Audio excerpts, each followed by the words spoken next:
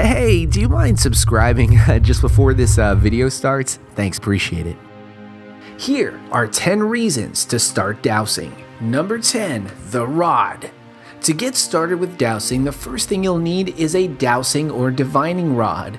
This can be as simple as a forked branch or something more metallic like a wire clothes hanger, copper, or even a nylon rod. Most beginners start with a simple wooden branch. First, remove all the twigs, and the one you select should be pretty flexible so that it bends rather than breaks when one end is pulled down. And if you really want to do it right, willow or maple trees are the best bet. They should have the approximate diameter of a pencil, and then you're ready to begin. Grab both ends of the Y and have the base of the Y pointed away from you. Cleanse your thoughts, clear your mind, and focus on the object of your search. Is it water? Is it a ring? Is it an object you've lost? Many people say, if you connect and go deep, the rod begins to move. Number 9, magnetite. The recent finding that human tissues contain trace amounts of magnetite was a profound discovery. Magnetite is the only known biogenic mineral in higher organisms which is ferromagnetic at room temperature. Magnetite is the only known metallic compound to be made by living organisms and has the highest electrical conductivity of any cellular material. Although there's only a few hundred micrograms in an adult, there's several million crystals per gram, each of which interacts strongly with external magnetic fields. Is it possible that human beings have an innate ability to sense magnetic fields that we have long neglected? And could dowsing somehow be tapping in to an inner power we never knew existed? Number 8, the German study. There was a study conducted by the German government in the 1990s that befuddled the scientific community. During a 10-year period, researchers paired up geologists and dowsers, sending them to dry regions like Sri Lanka, Kenya, and Yemen. The results were shocking. In Sri Lanka, for example, the dowsers recommended 691 wells, with a 96% success rate. Compare that to the geohydrologist, who had a 21% success rate. Even worse, in this study, the dowsers were also asked to tell the drill teams at what depth they would find the water and how much water they would find, gallons per minute.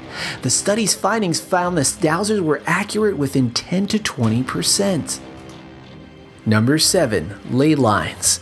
Ley lines are believed by many people to be a series of metaphysical connections, essentially a matrix or a grid that crisscrosses the earth.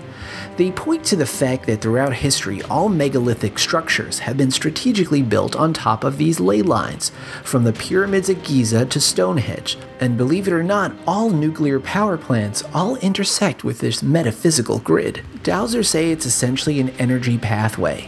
But dowsers say sometimes this energy can be negative, and it's called geopathic stress. Maybe you move to a new house and you can't sleep, or you feel listless and very run down.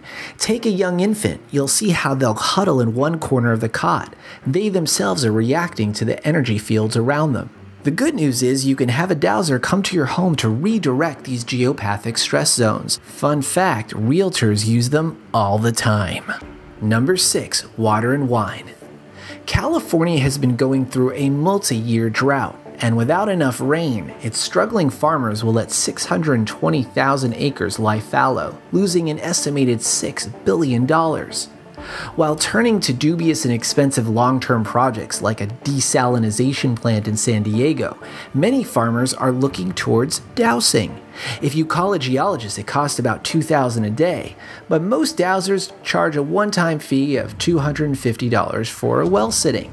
One well-known dowser in Napa is one Robert Mondavi. Mondavi is the eldest son of Peter and Blanche, who started the Charles Krug Winery in 1943. He's a legend and discovered he could find water underground when he was 17. He worked with the late diviner and grape grower Frank Wood when he was 22. Mondavi has been dowsing for 40 years, but just came out of the dowsing closet.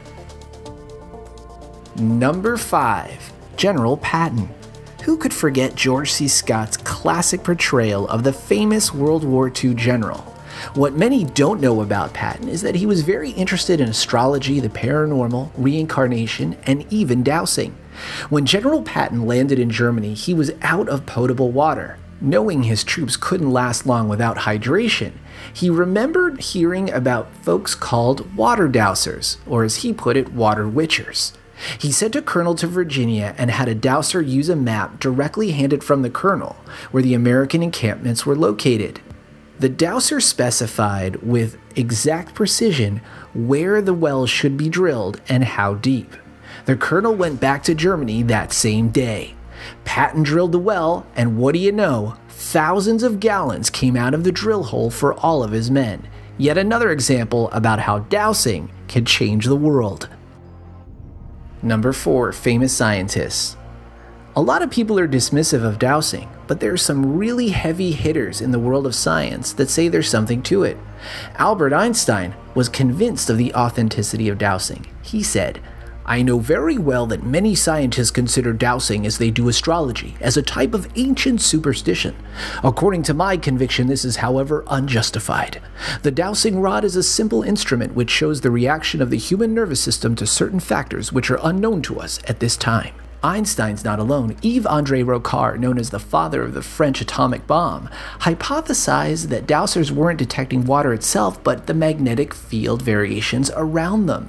He devoted his last 4 books to biomagnetism, and in 1983 they discovered magnetite crystals in the eyebrows, neck, elbows, back, knees, and heels of every human being. So don't be so quick to dismiss this intriguing art.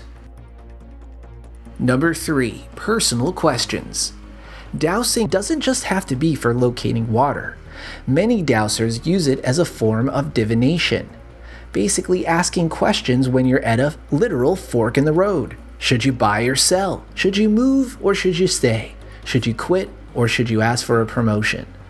The best way to get a clear response is to have a clear question in your mind and be grounded and focused in your inquiry. Don't expect to get specifics, but if you keep it binary, that's the best bet. Also try to be creative. For example, if you're asking where should I move, it might help to lay a map on the floor or the table. If you hold your pendulum, which is the optimal tool for personal divination, you can see whether the pendulum will start to swing towards one state or another. Get creative, get grounded, and get cracking. Number 2. Finding grave sites. Now I get you might be asking, why would I want to find grave sites? Well, maybe you want to find an old ancestor on a plot of land that was owned by your great-grandpappy. Or maybe you're buying a new piece of property and want to make sure it's not actually an Indian burial ground. According to professional dowsers, there are a few tips to keep in mind. When searching in an area for graves, always work north to south, as most Christian burial sites, which is the majority of sites in North America, the deceased are faced to the east. Interestingly, when a male dowser approaches a grave using a single rod, the rod will point to the male's head and to a female's feet. When a female dowser approaches a grave, the rod points to the female's head and the male's feet. Number 1. Practice, practice. Look, after hearing all of the great things about dowsing, you may want to pick up 2 coat hangers and be disappointed when you don't find a pot of gold underneath your porch. But listen, you gotta take it slow, you gotta practice, baby steps. But there's a lot of stuff that you can do to develop your practice right away.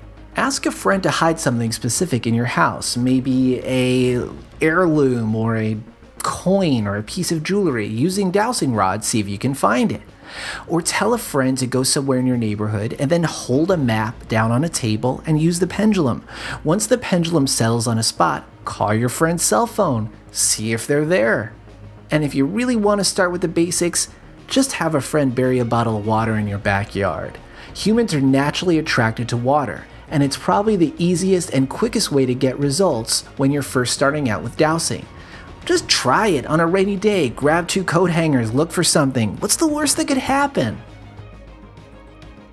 Dowsing is an ancient art that deserves more respect. In fact, it's in the news constantly, like the 2 cavers in Montreal that just discovered a 15,000-year-old cavern sitting right underneath the city. From finding water, oil, to asking difficult questions, dowsing is an intriguing way for humans to explore their relationship with the magnetic fields around them. Hey guys, please subscribe. It could be your good deed for the day.